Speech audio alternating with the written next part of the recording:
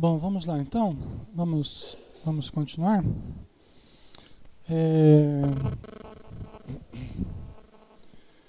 Pegando a sequência, então, de onde nós paramos, né?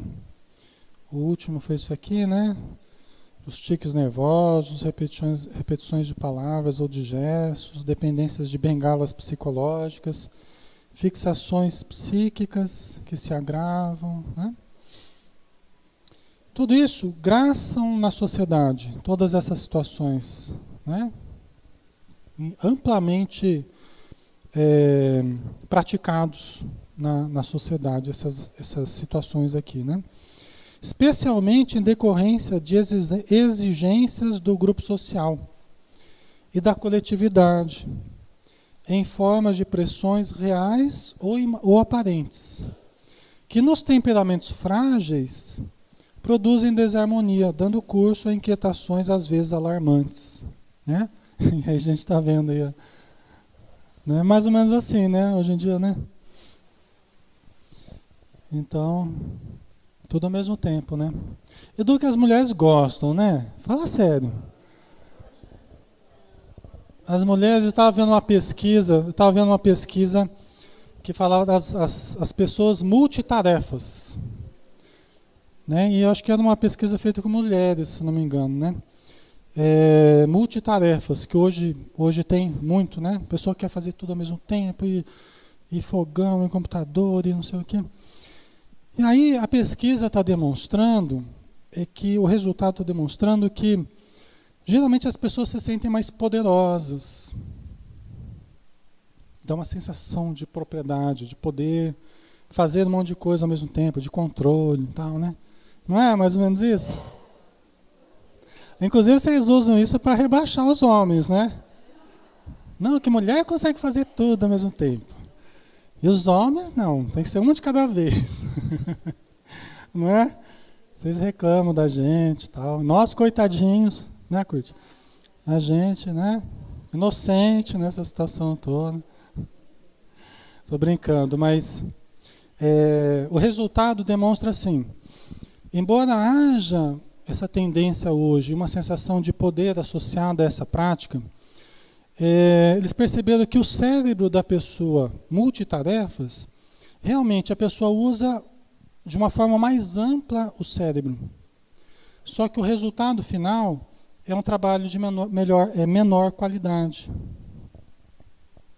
Né? Realmente faz um monte de coisa ao mesmo tempo, mas o que é feito tem menor qualidade do que o que é feito uma coisa de cada vez. Faz sentido até. Faz sentido. Né? Eu acho uma coisa lógica e acho até que a gente precisa tomar um pouco de cuidado com isso. Né? Até a gente está estudando a questão da neurose, tem a ver com isso. Né?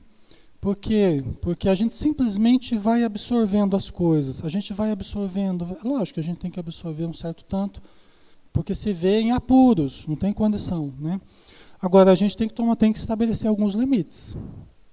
A gente tem que estabelecer alguns limites. Porque senão, pessoal, a gente vai absorvendo, e daqui a pouco a gente está realmente não dando conta de nada. Né? Então, isso eu acho que aprender a meditar, como a Joana de Ângeles fala, é o contrário disso. É você aprender a acalmar a mente. Hoje a gente tem a síndrome do pensamento acelerado. Que é isso aí. Né? A gente está lá o tempo todo, não para. Né? Informação, diz Joana de Ângeles, a gente está conectado com tudo. O tempo todo a gente tem que estar conectado com tudo. A gente vivia sem celular até bem pouco tempo atrás, vivia sem computador até bem pouco tempo atrás. Por que a gente agora tem que estar conectado com tudo? Entendeu? Mas o meu filho tem que ter, porque tem que ter. Né? Eles querem ter mesmo. Né?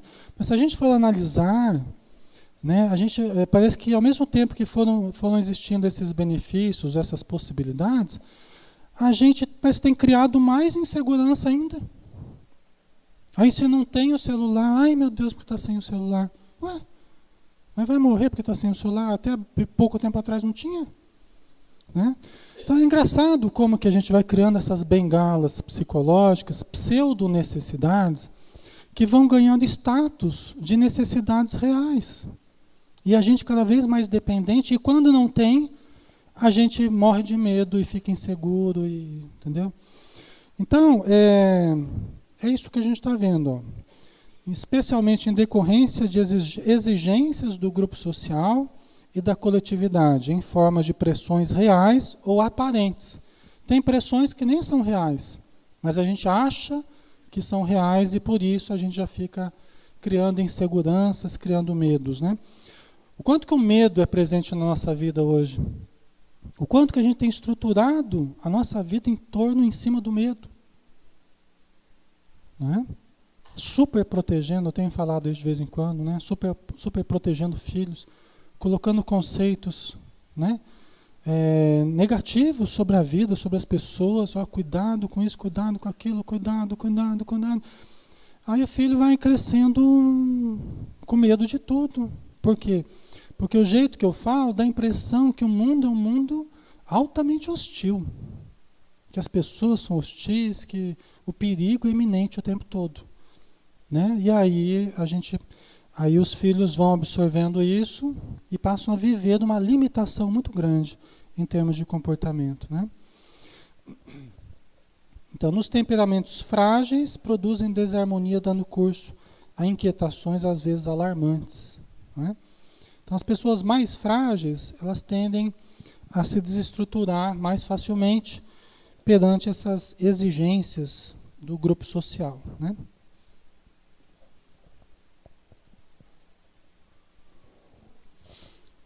Então, vamos lá.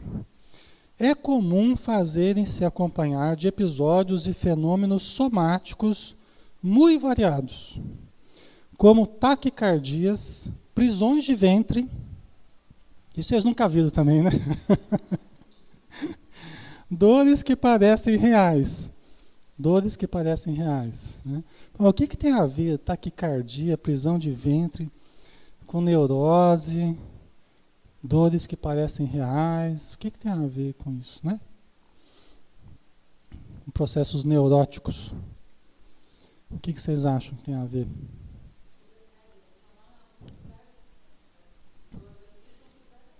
Em algum lugar, essas descargas emocionais aí, né? Então, é o que a gente está vendo, essa somatização, né? Existe uma relação muito profunda, muito estreita do psiquismo com o corpo, do espírito com o corpo. Existe uma relação muito forte de um com o outro. Se você mexe com um, você afeta o outro. Se você mexe com o outro, você afeta um. Tá? Então, por exemplo, eu estudei, no final do meu curso de psicologia, eu estudei também terapia corporal.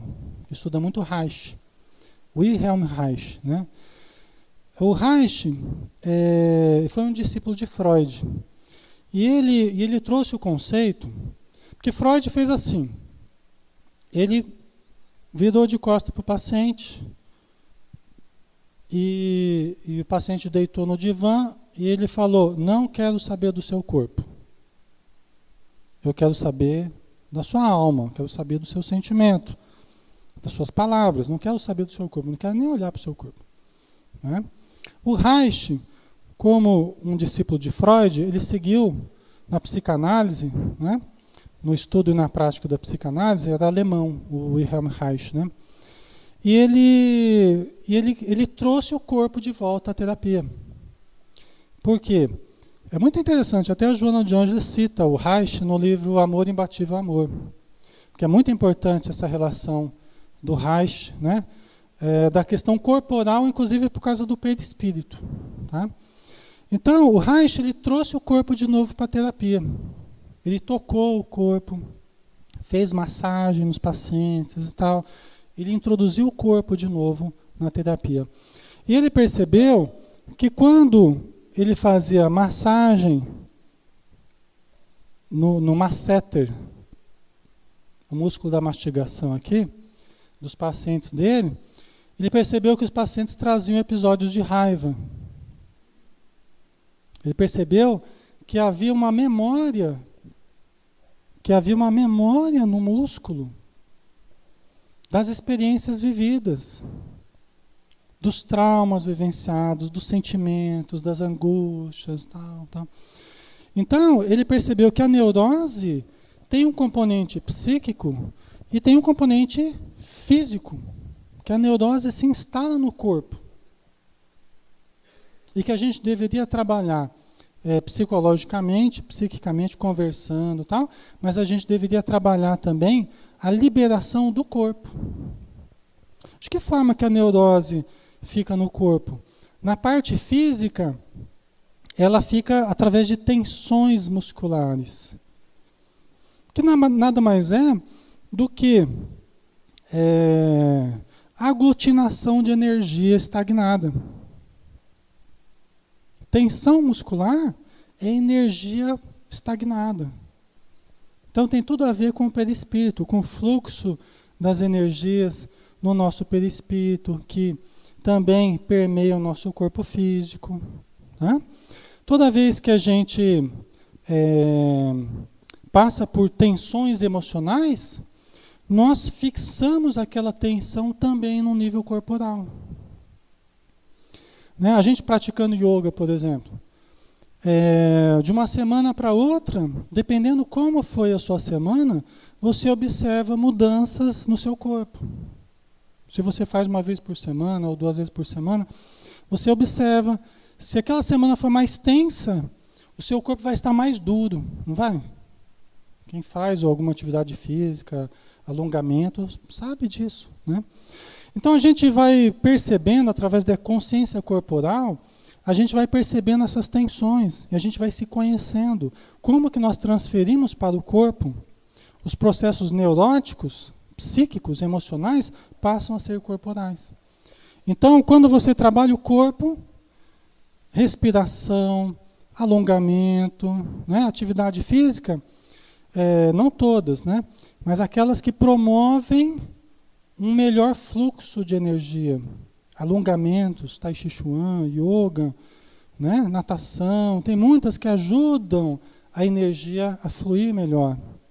A gente está trabalhando pelo desfazer do componente físico das neuroses. Entendeu? Quando a gente se fecha, teve uma lesão afetiva, né? Então a gente está angustiado. O que a gente faz? Corporalmente a gente fecha aqui, para proteger o chakra cardíaco, né? E a gente acaba represando a angústia aqui nesse... Vocês estão com carinho assim, né? A gente acaba represando, vocês estão sofrendo comigo aqui, né? Acaba represando angústia no nível físico. Aí até a Joana fala, olha, precisa de atividade física para ajudar a liberar os miasmas, as energias deletérias. Entendeu? Por isso que simbolicamente a pessoa que está aberta para a vida, que está de bem para a vida, ela está com os braços abertos, né? Você vê a fotografia que a pessoa que está de bem com a vida, tá assim, né? E a pessoa que está triste, deprimida, ela está fechada, simbolicamente, né? Então a gente diminui a respiração, diminui o nível de energia vital, né? A gente se fecha e fica lá guardando energias estagnadas. Quando você trabalha a respiração, oxigena, pode respirar aí também. Oxigena, né? Você trabalha, muda as energias, renova, entendeu? Isso ajuda a sair da depressão, né? Ajuda a eliminar angústias, exercícios respiratórios, junto com práticas físicas é de grande valor, tá? Então, é comum fazerem-se acompanhar de episódios e fenômenos somáticos muito variados, como taquicardias. No processo neurótico, né, pode haver sensações de taquicardia. Prisões de ventre. Geralmente, pessoas muito controladoras. Tá? Por quê? O reter ou o eliminar, tem lá, você está falando lá dos acumuladores, né? Você pode ver, geralmente os acumuladores são obesos. Não é? Não é? Retém tudo. Retém. Né? São processos neuróticos ligados psicanaliticamente à fase anal, que a gente chama. dentro de Freud, da psicanálise, né? Que é a fase onde a gente começa a fazer o treino de toalete com as crianças, não é? Tirar a fralda, sentar no trono lá, não é? Você não sai daí enquanto não fizer, não é? Não dá o presente para a mamãe. Não é assim que a gente trata? Porque é um presente, né? Quando faz é um presente, né? Porque demora, né? E faz na calça, e vira, e você tem horário, e ai meu Deus do céu, e acabou de fazer, tem que limpar rapidinho. É uma fase muito complicada do nosso desenvolvimento, né? Porque mexe com o tempo, mexe com a estrutura da família, mexe com a nossa vida, até os intestinos têm que entrar no horário certinho, né? Porque tem a hora, tem que trabalhar, tem que esse menino não faz, não sei o quê. Então a criança, estou fazendo, mãe, estou fazendo, né? Então, e depois vai dar tchau lá. Não é assim? Faz lá, mãe, consegui, eu fiz, tal. Vamos dar tchau agora. É a primeira construção, é a primeira obra, vamos dizer assim, da criança. Vocês estão rindo, mas é verdade. A psicanalítica é assim, psicanaliticamente é assim, é a primeira obra concreta da criança. E aí o que a criança começa a fazer? Danadinho, né? E ele fala, hoje eu não vou dar para você o seu presente. Não é? Começa a exercitar o controle. Por isso que é uma fase do controle. Porque ele sabe que os pais querem tanto que ele faça, que ele deu presente para os pais, né? Dá tchau e tal, que ele começa a jogar com isso e manipular a família, manipular o pai e a mãe, e deixa o pai e a mãe doido da vida, né? Então, é a fase do controle. Por isso que as pessoas que geralmente que têm uma fixação nessa fase, às vezes passado por processos agressivos na fase de treino de toalete, né? Justamente pela impaciência do adulto, né? É uma fase muito delicada, né? E aí acaba gerando, geralmente, uma fixação. O Reich, por exemplo, você teria uma fixação nessa área, na couraça, como é que ele chamava aqui? Aqui é o quadril pélvica, né? Ei, Eduardo, ainda bem que você me ajudou. Mestre. Mas, né, aqui no anel pélvico. Então você concentra muita energia no anel pélvico. A tendência é juntar mais gordura nessa área. Então a gente fazia a leitura, por exemplo, da estrutura psicológica da pessoa, da estrutura de personalidade, a gente faz a leitura através da leitura do corpo da pessoa. Alexandre, mas tem a ver isso? Tem a ver. O nosso corpo ele é muito mais moldável do que a gente imaginava. E tem muito a ver com essas fixações em determinada área. Dos anéis, o anel ocular, o anel oral, o anel cervical, o anel torácico, o anel abdominal e o anel pélvico. Cada um desses anéis, você pode desenvolver couraças que o Reich ele entendeu. E essas couraças seriam bloqueios do fluxo da energia, bloqueios da energia, estagnando a energia. Por exemplo, acúmulo de gordura é estagnação de energia. O que é gordura? É energia. Não é? São reservas de energia. Tá? Ok, pessoal? Né? É que o assunto é amplo, é vasto, e nossa senhora, hoje estou perdido. Hoje não. 8 horas da noite a gente acaba. Tá? Então, né?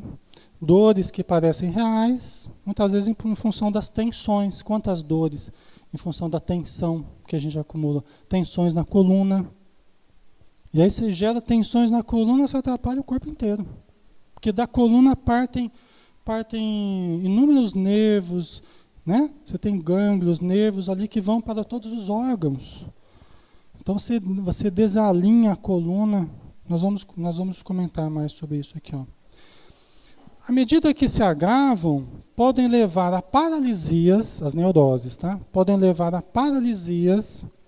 Por exemplo, a histeria conversiva. Freud detectou pessoas que não andavam, de repente a pessoa parou de andar. Era uma histérica, né? Não tinha problema nenhum, não tinha lesão nenhuma no corpo, mas simplesmente parou de andar. Um oftalmologista pode ver uma pessoa, pode tratar uma pessoa que parou de enxergar. É um fenômeno histérico, né? Ou qualquer outra manifestação, né? Então, à medida que se agravam, podem levar a paralisias, distúrbios de postura, a gente começa a ficar torto, né? Vocês já perceberam o modo de vocês andarem, né? Na via pública? Vocês já se observaram? Tem pessoas, por exemplo, que vão andar e parece que vão cair, sente como se tivesse, tem que se equilibrar porque sente como se fosse cair. Vocês já sentiram isso alguma vez? Principalmente quando vai passar na frente de alguém que fica com vergonha, aí fica sem jeito, aí, né? São couraças que a gente traz, são bloqueios de energia. É o aspecto emocional que acaba dificultando a espontaneidade do movimento.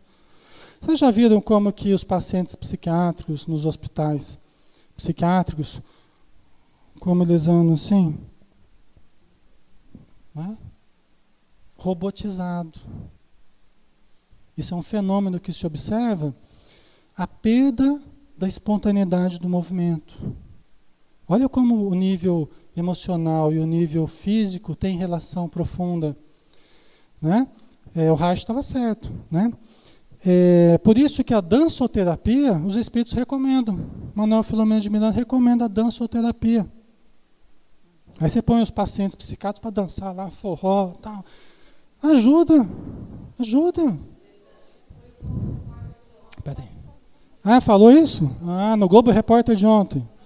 Então, fala nisso. Eu só iria comentar que eu tenho uma mãe de uma amiga que de uma hora para outra ela ficou sem os movimentos das pernas e os médicos até hoje vai para Curitiba e não encontraram a causa. Certo. Então, é um caso desse, né? Pode ser, né? É isso aí. Então, trabalhar a dança, mas Rosana trabalha com dança, né? Um balé clássico e tal. Então, ela sabe, né, Rosana, como é que o desenvolvimento interfere, né, o emocional interfere na manifestação do movimento, da dança, as dificuldades posturais das crianças, né? A Rosana consegue fazer a leitura, por exemplo, do desenvolvimento da criança, observando como que ela lida com o movimento, com a postura, né? Dá para ver se a criança está atrasada, se está mais adiantada, né? Então, tem tudo a ver, né? Distúrbios de postura. Uma vez eu atendi crianças que vieram, eu estava no posto de saúde, e chegaram, acho que 3 crianças, irmãos, na mesma família. E olha, até hoje eu não sei o que aconteceu. Até hoje eu não sei o que aconteceu. Mas elas chegaram para mim, vieram pela justiça, é um caso que veio pelo Conselho Tutelar, chegaram para mim tortas, as 3 crianças tortas. Eu não sei, eu na época, naquele dia foi uma coisa meio rápida, foi uma situação, deve ter sido alguma coisa muito chocante que aconteceu, que elas chegaram para mim tortas, fisicamente tortas. Isso não é tão incomum. Após um episódio de grande impacto emocional, principalmente nas crianças, né? Você pode ver uma criança com o dia seguinte com torcicolo, o dia seguinte com até os adultos.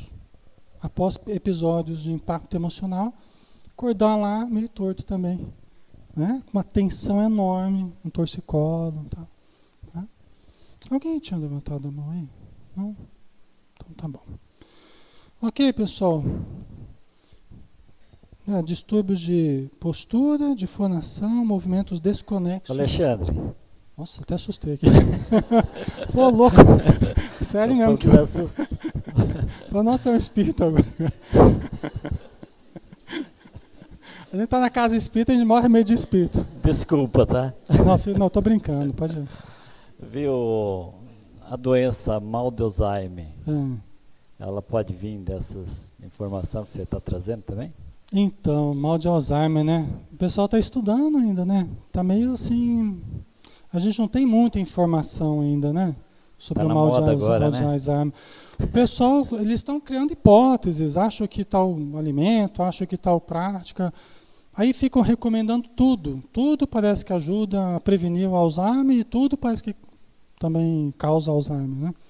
Eu, pelo menos, eu não tenho muita informação do que gera. Eu não tenho visto os espíritos falarem do Alzheimer também. Não sei se vocês viram alguma mensagem. Eu não vi nada. Então, não tem muito o que dizer, não. Né? Não sei o que gera ainda, não. Tá? Tá, obrigado. Nada. Ok, vamos lá então, né? Quando se apresentam com manifestações fóbicas, medos de ambientes fechados, de altura, de doenças, amnésia, etc., trazem componentes graves de mais difícil recuperação, diz a Joana de Ângeles, né? Então, na maneira de ver dela, quando traz essas manifestações fóbicas, né, são componentes graves de mais difícil recuperação. Tá? Isso são significados que a gente dá a certas coisas. A gente junta certos significados conflituosos para nós, a gente associa a determinada coisa, determinado bicho. Não é o bicho em si. Tudo bem, existem aqueles processos que nós trazemos de lembrança, por exemplo, do umbral. Né? Lembranças da bicharada em cima da gente no umbral lá, aquela coisa horrível lá. Aquilo trouxe a gente tem recordações, né? E no Memórias de um Suicida fala que muitos daqueles que foram lá para o Vale dos Suicidas, que ficaram longos anos no Vale, trazem depois inúmeros tiques nervosos, trazem fobias, trazem uma porção de coisas, como um mal menor diante de um mal maior praticado. São problemas acessórios que fazem parte daquele mal maior que a pessoa fez. Tá? A Joana de Ângeles chama atenção para pessoas que foram enterradas vivas. Né? Muitas pessoas ao longo da história foram enterradas vivas. Porque os métodos de detecção, se a pessoa tinha morrido mesmo ou não. Hoje em dia não se usa a técnica de ressuscitamento. A pessoa teve uma parada cardíaca lá, você consegue trazer, né, a pessoa de volta. Né? Tem os processos de catalepsia. Tá? Mas na época, tempos atrás, você não tinha esses recursos. E às vezes a pessoa voltava lá e estava dentro do caixão. Não é? Então, a gente traz muitos desses resquícios de encarnações passadas ou dos intervalos das encarnações do plano espiritual inferior, né, do umbral. Agora tem os significados conflitivos que nós associamos a determinadas coisas, objetos ou situações, ou bichos. Tá? E aí, não é aquele bicho em si, mas é o que eu estou depositando, é o que eu associei àquilo. Tá? Ok? Mas dá para recuperar, só que dá trabalho. Geralmente essas fobias, é muito interessante a gente trabalhar. Tem muita gente que usa PNL, né, programação neurolinguística, ajuda. Esses processos de reprogramação do subconsciente são muito, muito importantes, né? A dessensibilização sistemática. Você se imaginar diante daquele estímulo aversivo. Você se imaginar dirigindo o carro. Você tem fobia de direção, né? Você se imaginar diante daquilo que provoca essas reações físicas, ansiedade extrema, não é? E aí você vai se dessensibilizando sistematicamente diante daquele estímulo. Primeiro começando no pensamento, depois você começa a se expor de fato ao objeto do seu medo, da sua fobia, tá? E aí você vai se dessensibilizando. Porque, na verdade, o corpo reage antes que a gente consiga pensar. São reações condicionadas do organismo. É uma ansiedade já que vem organicamente. Diante de um estímulo, desencadeia uma ansiedade. Então eu preciso me condicionar a estar em paz, com serenidade, diante daquele estímulo. É todo um processo de recuperação, né? O quadro dos estados histéricos, conversivos e ansiosos radica-se na psique e tende a avançar para as fixações obsessivas e compulsivas atormentantes. Quer dizer, da histeria, você caminha para as obsessões compulsivas. Tá? Porque lembra que eu falei que nos estados histéricos você reprimiu um conteúdo, aí depois esse conteúdo se desloca para essas expressões ansiosas ou conversivas, né, num outro momento. Mas, se essa causa não for tratada, você vai cada vez tentando fugir dessa causa, desse conteúdo reprimido. Tá? E aí você começa a entrar numa ação sem significado, né, formando aí as obsessões compulsivas. Tá? Ok, pessoal? Tá ficando claro? Tá? Sentar um pouquinho aqui para descansar. Chega no final do dia, eu tô com a coluna arrebentada. Ainda bem que tem um banquinho agora que dá para dar um descanso um pouquinho, né? Então vamos lá. Generalizando a sua etiopatogenia, também podem manifestar-se em caráter misto. Eita, nós. Isto é, verdadeiro e psicogênico, simultaneamente, assumindo proporções mais sérias, a um passo dos estados psicóticos, às vezes irreversíveis. Então vamos lá, a gente viu as neuroses verdadeiras e as psiconeuroses. As verdadeiras têm a ver com o presente, as pressões de vária ordem no presente. E as psiconeuroses têm relação com as fixações da infância, né? Só que ela está dizendo aqui que nós podemos ter as neuroses de caráter misto, ou seja, você tem problemas do presente, mas se junta a isso as fixações do passado. Isso acontece frequentemente com a gente, tá? Inclusive certos problemas do presente, certas fixações do presente desencadeiam, né? Favorecem que a gente viva essas fixações do passado, né? Junta uma coisa com a outra, né? E aí a coisa fica tão séria, o nosso problema fica tão sério, que a gente fica a um passo dos estados psicóticos. O que ela quer dizer com isso? Nas psicoses, nós começamos a sair da realidade. Na neurose, nós ainda temos um contato com a realidade. Tá? Nas psicoses, nós já estamos cindindo com a realidade. Nós estamos rompendo com os liames, com o presente, com aqui e agora. Aí eu passo a viver, por vezes, uma outra realidade, a realidade do passado, por exemplo. Tá? Você tem essas situações desenvolvidas muito fortemente hoje em função das drogas. Pessoas que, usando drogas, começam a ter episódios psicóticos. Tá? Começam a ter episódios psicóticos. E fica tão sério que às vezes pode cometer um crime nesses episódios, nesses surtos psicóticos que a pessoa tem. Surtos esquizofrênicos. E podem não voltar da viagem. Podem não voltar desse rompimento com a realidade. Muitos voltam e muitos não voltam. Tá? Porque destrambelha de tal forma o quimismo cerebral, destrambelha de tal forma o aparelho psíquico e o aparelho cerebral que não encontra recursos, muda de tal forma o funcionamento do cérebro que não encontra recursos para reassumir o contato com a realidade. Tá? Certo? Ok? Algum comentário, uma dúvida? Pode ir.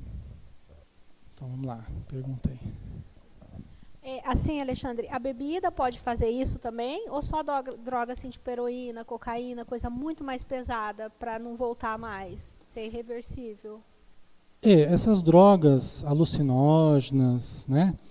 Essas drogas que fazem essa viagem, né? Essa experiência diferente que as pessoas narram, tá? Elas são mais propensas a fazer isso, né?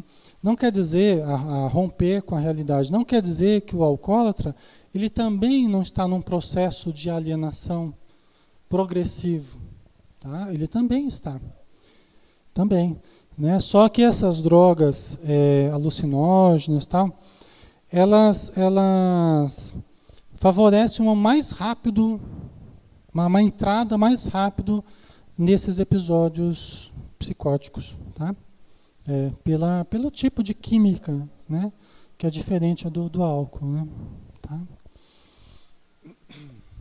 Por isso que a prevenção, nesse caso, é a melhor coisa, né? A prevenção, não entrar, não usar, né? É difícil a gente, né, falar para os filhos, falar para os jovens. É difícil quando você tem uma generalização, né, uma banalização desse tipo de instrumento, né, de recurso que eles estão usando. Uma vez eu fui num congresso da Associação Médica Espírita lá de São Paulo, da MESP, né? Faz muitos anos já, eu acho que eu estava me formando, talvez, não lembro. Aí tive uma pessoa que tinha um trabalho com usuários de droga, que ele fez uma exposição lá, falando assim que o usuário de droga, ele tem uma tendência à transcendência. Ele tem uma tendência à transcendência. E muitas vezes nega a vida material, né? E quer, de alguma forma, voltar da vida espiritual. E quer ter, nas experiências do uso da droga, a experiência mística ou a experiência transcendente, né? De prazer ou de coisa diferente aqui das pressões da matéria. Então ele até falava que eles usavam rituais, eles usavam essa tendência à transcendência para atrair os jovens e para trabalhar os conteúdos que precisavam trabalhar, usando essa tendência à transcendência, né? Fazendo certos rituais e tal. Eu não me lembro direito, mas eu achei muito interessante na época. Fala, Eduardo. Alexandre, eu fiz um curso recentemente lá no LENARC de São Paulo, né? Uhum. E na perspectiva da neurociência, o que a Rosane estava falando, né? Eles mostraram 2 cérebros, né? Um de um usuário de algum tempo, uns 10 anos mais ou menos, né? Tá. No caso era cocaína. E uma pessoa que não tinha usado. E o cérebro da pessoa que tinha usado era totalmente deformado. Ele era cheio de buracos, assim, cheio de... Ele estava bem corroído, né? Uhum. E, assim, eles falaram da plasticidade, né? Porque Da quando o neurônio neuroplasticidade. morre, ele não se recupera. Uhum. E os neurônios do lado, pode ouvir uma possibilidade, né? Não é uma coisa que é via de regra, mas pode ouvir uma possibilidade desses neurônios que estão do lado fazer a função daqueles que foram destruídos, né? Certo.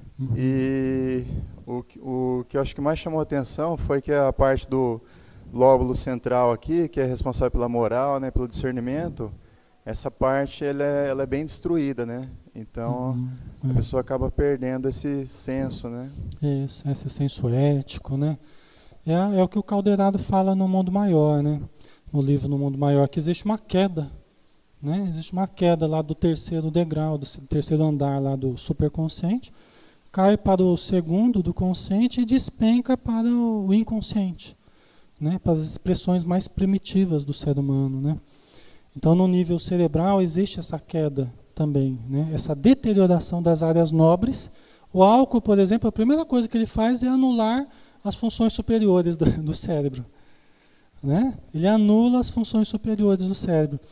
E devagarzinho a pessoa vai caindo para o nível inconsciente, para a região do cérebro mais primitiva, né?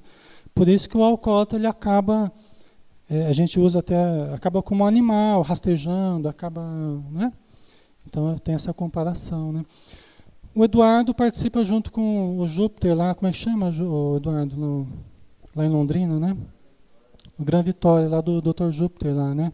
Fernando faz um trabalho lá em Apucarana de apoio aos dependentes. Adriano, Fernando, tá? E outros que estão aqui também ajudam lá. Tá? Depois vocês trocam figurinha aí, né? Você vê como é importante, né? Essa prevenção, né? Não raro, as neuroses apresentam-se com caráter de culpa, atormentando o paciente com a inquietante ideia de que, sobre todo mal e insucesso que lhe acontece, a responsabilidade pertence-lhe. Não raro, os processos de neurose, eles são acompanhados da culpa. Lembra daquela fixação na culpa? A culpa é uma fuga. É uma fuga. Tá? Quando eu me culpo, e quando eu culpo os outros, estou fugindo do mesmo jeito. Quando eu me culpo, estou usando o complexo de inferioridade. Quando eu culpo os outros, estou usando o complexo de superioridade. Tá? Só que a culpa não resolve. Por quê? Porque eu detecto o erro e começo a me culpar, mas eu não paro para analisar de fato a ocorrência e me determinar a mudança. A pessoa que faz esse processo, ela não entra em culpa. Ela se arrepende, ela constata o erro, ela analisa onde errou, o que precisa mudar, tal, e se determina, a partir de agora também eu vou agir assim, assim, assim. Pronto.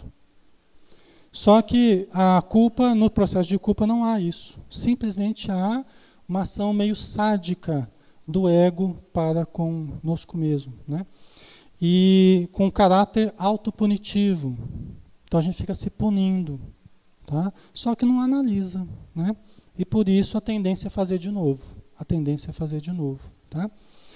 Mas tem pessoas que de tal forma se culpam que aconteceu um negócio na esquina lá, a pessoa fala, ai meu Deus, é culpa minha, se eu tivesse lá não tinha acontecido aquilo. Né? Aí é exagerado também, né? A pessoa está querendo sofrer, né? Porque está colocando culpa sobre si mesmo que não tinha lógica nenhuma. Eu falo, não tem nada a ver. Não, mas eu tinha que estar lá, se eu estivesse lá, o cara não tinha morrido. Eu falei, não, o cara morreu porque o outro matou. E você estava aqui estudando. Não tem nada a ver, mas a pessoa quer se culpar. Então ela fica procurando motivos para se acusar. Vocês entendem? Fica procurando sarna para se coçar, como diz, né? E acaba achando, né? A manifestação do pensamento de culpa tem um significado autopunitivo, perturbador, que dissocia a personalidade, fragmentando-a. Então a gente começa a se auto-maltratar, se auto-punir, se auto-condenar. É um processo de fragmentação. Por quê? Porque a gente vai se cristalizando em ocorrências. Lembra daquela cristalização, daquela fixação, né? No tempo e no espaço dentro de nós? Vai criando fragmentos. Por isso que ela fala que vai fragmentando a personalidade. Porque a gente vai criando esses fragmentos dentro de nós. Tá?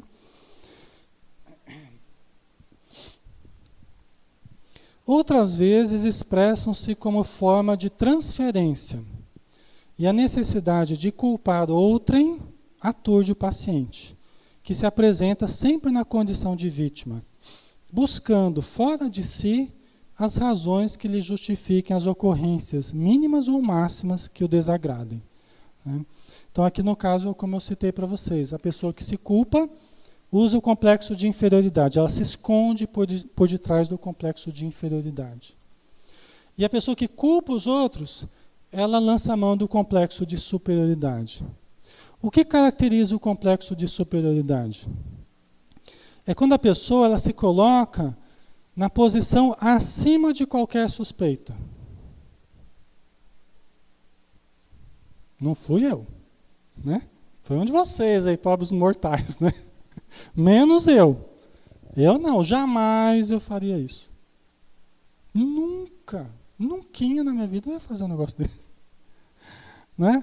Eduardo lembra, né, das 4 palavras lá que a gente usa quando a gente está lançando mão do complexo de superioridade? São termos absolutos que a gente usa, né? Jamais, Nunca, tudo e sempre. Não é? Talvez haja outras aí que eu não lembro, mas é muito comum essas. Eu nunca faria um negócio desse.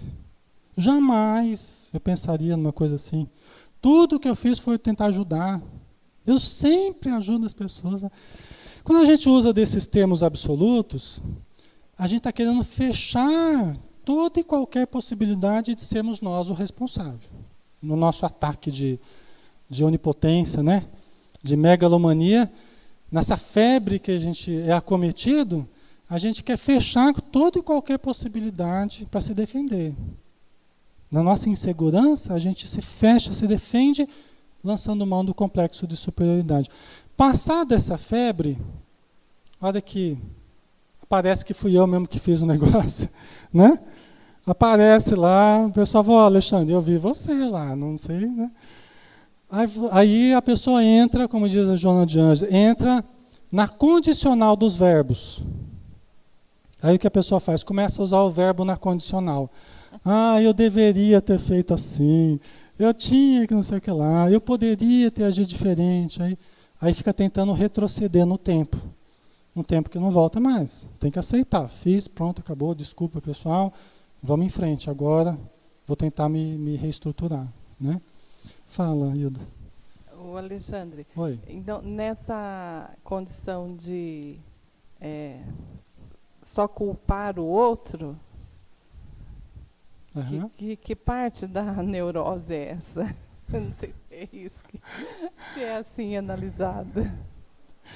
Que parte da neurose é essa? A parte da culpa. O processo de culpar o outro, né? Então, a gente usa o complexo de superioridade, né? Onde a gente se fixou em algumas ocorrências bem-sucedidas. O complexo de superioridade é assim, porque algumas coisas deram certo. Então a gente se fixou na nossa imagem, tal, daquilo que deu certo, e tudo a gente acha que a gente pode se garantir em cima das coisas que deram certo. Ora, não porque eu tenha sido bem-sucedido em algumas áreas, Há um tempo atrás, né? Há um tempo atrás que eu não vou ser, que eu não posso cometer um erro agora, entendeu? Mas eu quero ficar me garantindo nos sucessos passados ou numa imagem que eu tenho na sociedade e tal. Então, não, eu não faria um negócio desse, todo mundo sabe, todo mundo me conhece, vocês me conhecem? Tá? Então, tenta lançar a mão desses recursos para não dar a possibilidade de ter sido ela que cometeu aquilo, entendeu? Então, é também um erro, né? Depois a ficha cai, aí a pessoa cai no complexo de inferioridade. Por detrás de superioridade, tem a inferioridade. Tá? Então, um comentário sobre isso é que muitas vezes o que acontece é que as pessoas, nós, né, todos nós, lá atrás, em algum momento, foram tidos como modelos. Como você disse, fez alguma coisa certa, aí a pessoa leva a vida toda, ela acreditando naquele modelo. isso. Não consegue enxergar a si mesmo, não cresce. É verdade. Porque lá atrás, alguma coisa, porque alguém falou, do outro falou. E eu penso que nós todos buscamos modelos. É verdade. A gente busca, a gente quer alguém. E de repente você coloca a pessoa como uma perfeição, e isso de nós é natural, a gente está buscando outro. Agora, quando a gente acredita que alguém em algum momento me viu como aquele modelo, aquela pessoa, Isso. pessoa de ouro, ela acredita a vida inteira que é aquilo e não enxerga, não vai atrás e fica com essa condição. Então, tudo que acontece à volta, não sou eu, são os outros, mas não sou eu. A consciência da nossa fragilidade, ela deve sempre acompanhar a gente, né, na atitude mais humilde, né? Por mais que algumas coisas deem certo, a gente ter sempre a concepção, a clareza, a percepção das nossas fragilidades. Nunca vai ser tudo, que você diz, nunca é o tudo. Exatamente, a gente nunca está tão forte que não possa cair. Eu não estou nesse estágio do tudo bom. Exatamente, E isso é um grande erro que a gente comete, né? A gente começa a se achar assim, invulnerável, né? Aos erros, às quedas. É quando a gente está mais perto de cair. Né? Quando a gente se acha muito forte, a gente está muito perto de cair. E quando a gente percebe as fragilidades, a gente fica mais forte, né? A gente fica mais forte porque é mais cuidadoso, mais prudente. Ó, eu me conheço, eu sei que eu tenho que andar com cuidado. Então aí isso traz uma força para a gente, né? Você ia comentar, Edson, uma coisa? Só voltando um pouquinho, Tá. eu queria que você desse um exemplo da dissociação da personalidade. Não entendi bem esse termo. Tá, dissociação da personalidade. Vamos pensar que você criou uma dificuldade com alguém, um relacionamento difícil com alguém, houve uma briga, uma lesão afetiva, um problema difícil com alguém, né? Ok, você guardou aquilo dentro de você, aquilo gerou culpa ou gerou raiva da pessoa, você se fixou naquele momento, né? No tempo, no espaço, ok? Então, você é conhecido aqui como uma pessoa alegre, comunicativa, tal, né? Interage bem com todo mundo, tal, até que chega a pessoa ali. Aí chega a pessoa que você tem problema, aí você já muda. Aí a pessoa, o que aconteceu? Eu percebi que você mudou, tal, entendeu? Começa a cindir da personalidade.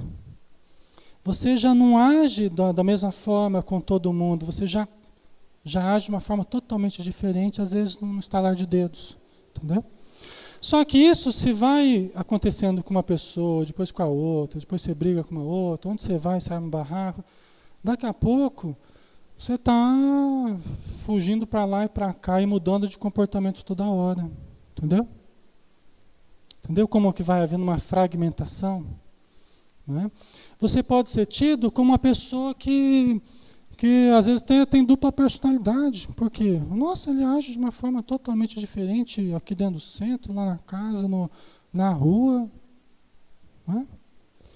Você entende? Parece que está tudo fragmentado. Não tem coerência o conjunto do comportamento. Você age conforme o local, conforme a pessoa. Não quer dizer que os locais e as pessoas não evoquem coisas diferentes em nós, né, pessoal? Tem certas mudanças. Mas são mudanças tão significativas que às vezes as pessoas não te reconhecem. Parece que você parece um camaleão, né, que mudou de cor, de tudo, né? Tá?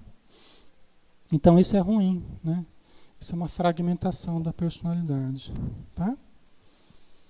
Certo? Quase acabando, hein, gente? Quando ele não encontra um responsável próximo e direto, apela para a figura do abstrato coletivo. A sociedade, o governo, Deus. Né? Então, quando a gente não tem com quem botar culpa, em quem botar culpa, a gente joga para o abstrato coletivo.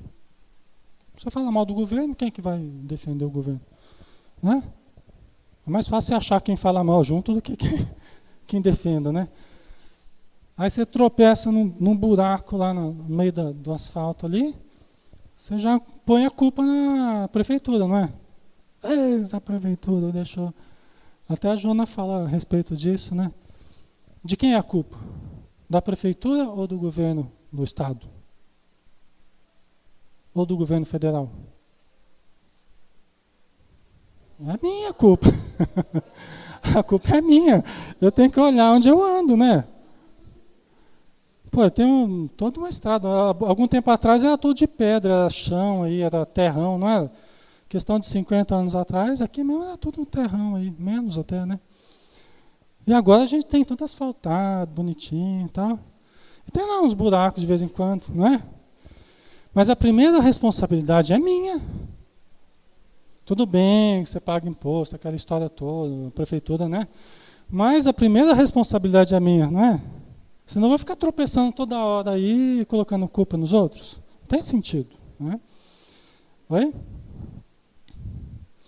Então é isso aí, né, pessoal? A gente chega a tal ponto, né, que a gente transfere responsabilidade para os outros, né? Vamos pegar essa última aqui, então.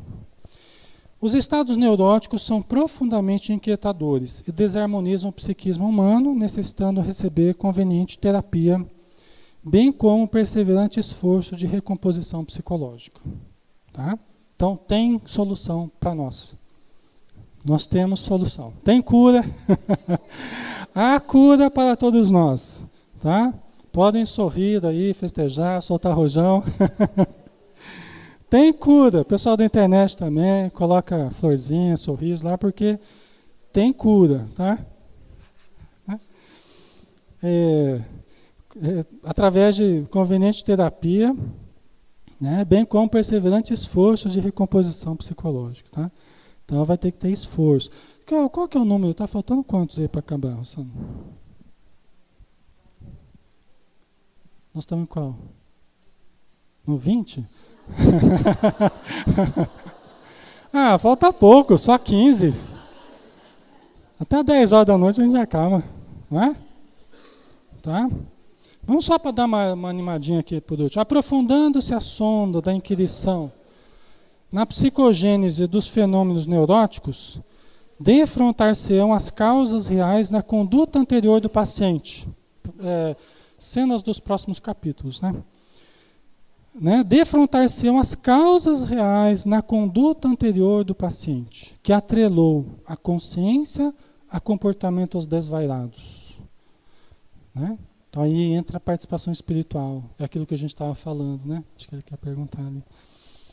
Então, no fundo mesmo, na causa real, tem a ver com reencarnações passadas. Fala.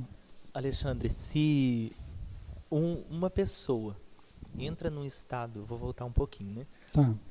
Praticamente reversível, onde o dano cerebral é considerável e tal, essa pessoa chega num ponto que não volta mais para a realidade, né? E desencarna. Ele permanece assim, obviamente, porque a morte não muda o ser. Tá. Como que funciona isso na espiritualidade? O que o Espiritismo nos revela acerca de como será lidado com ele? Porque ele vai ser socorrido, ele vai ter que reencarnar novamente, né? Por que ele carrega isso? Como que funciona? Como é que ele vai sair dessa loucura? Né? Porque a pessoa nem sempre tem consciência de que reencarnou. Como é que funciona? Então, boa pergunta, né? Até porque isso é uma coisa real, né? Se tanta gente desencarna em processos de loucura, né? Por vários motivos, tá aí no plano espiritual, o que vai acontecer? Né? Vai depois reencarnar louco ainda ou não? Vai melhorar no plano espiritual? Muitos no plano espiritual recuperam a saúde. Muitos no plano espiritual recuperam a saúde. Graças a Deus, a nossa estrutura psíquica, graças a Deus mesmo, né? Literalmente, né? Porque Ele é nosso Criador.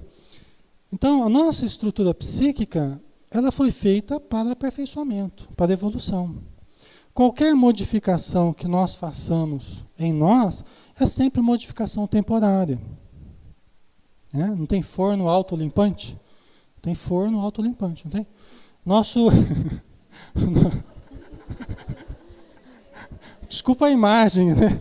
Um pouco grosseiro, um pouco, né? Mas a gente cria, né?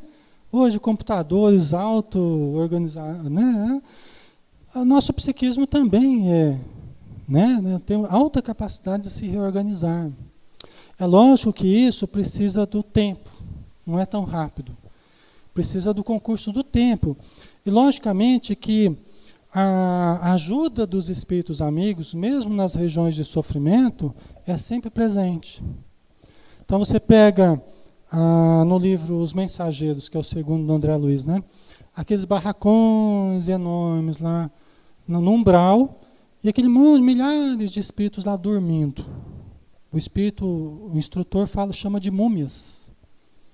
E não estão só dormindo, como se estivessem mumificadas lá, rés do chão, assim, em camas, né? Estão em pesadelos terríveis. São os crentes negativos, aqueles que acreditaram no nada, aqueles que cometeram crimes horríveis, tá? Estão em pesadelos terríveis, né? Em processos de loucura. O que acontece? Eles fazem uma oração, desligam as luzes lá, fazem uma oração, reúnem lá os espíritos auxiliares e oram em conjunto. Aí sai um monte de energias de todos eles, tal, como se fossem bolhas luminosas, assim, tal, e começam a cair sobre os doentes que estão deitados. Aí daqui a pouco os doentes começam a se mexer. Começam a se mexer como se estivesse acordando, querendo acordar. Né? Ainda em pesadelo, ainda naquele... Hora que acaba a oração, a maioria volta naquele estado de sono. E de repente, um ou outro levanta que nem um louco e sai correndo em desabalada carreira. Aí o André Luiz até, vocês vão deixar, vai sair correndo, vocês vão perder ele. Não, calma, André. Calma, ele vai chegar, ele vai correr, vai andar, vai chegar nos muros lá do posto de socorro e vai voltar para pedir ajuda para a gente. Mas veja que nesse caso, o que eu queria dizer, eles vão voltar em estado de desequilíbrio. Porque estão ainda em estado de desequilíbrio. Mas estão melhores do que aqueles que estão dormindo. Entendeu? Você vê como é que a melhora é o caminho de retorno na mesma estrada que a gente fez para piorar. Isso é que é interessante. Você faz o caminho de retorno passando pelas mesmas fases que fizeram você piorar. Até a gente recuperar a saúde integral.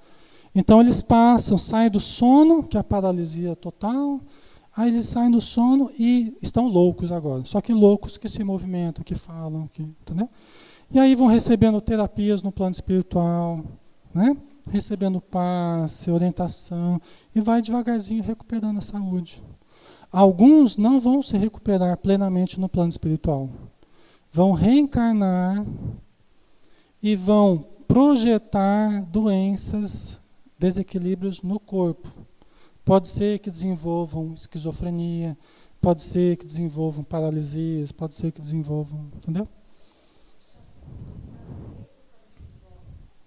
É o reajuste. Tá?